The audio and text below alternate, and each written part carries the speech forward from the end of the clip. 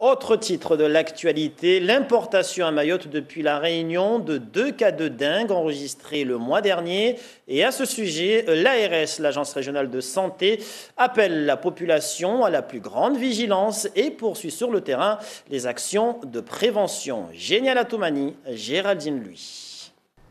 Voici le moustique tigre, un vecteur de la dengue, l'ennemi public numéro 1 que ces agents de la lutte antivectorielle traquent par tous les moyens. Du moins, ils tentent de minimiser sa propagation, c'est-à-dire la multiplication des gîtes larvaires, d'où cette opération de sensibilisation auprès de la population, comme ici à Bandajou, un quartier de Kawini.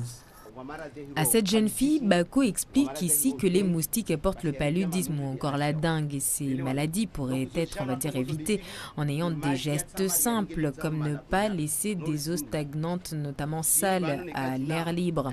Au bout de 5 jours seulement, elles peuvent devenir des vrais nids à moustiques. Il faut donc couvrir les récipients d'eau. Là où on passe, on doit obliger de faire le point GPS.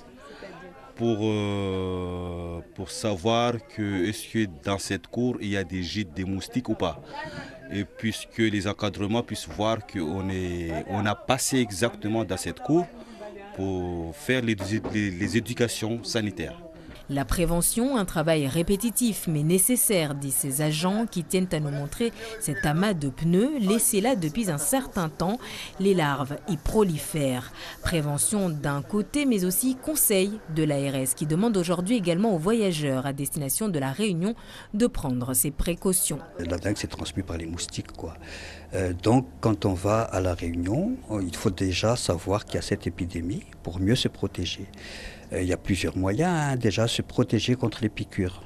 Il y a principalement ce qu'on appelle les répulsifs qui sont vendus dans les pharmacies pour éviter à ce que l'on se fasse piquer et qu'on attrape la maladie.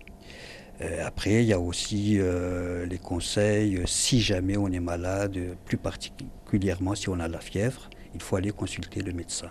À noter que la dengue est relativement bénigne, mais certains cas peuvent être très graves. Sachez également que les vaccins contre cette maladie sont toujours au stade expérimental.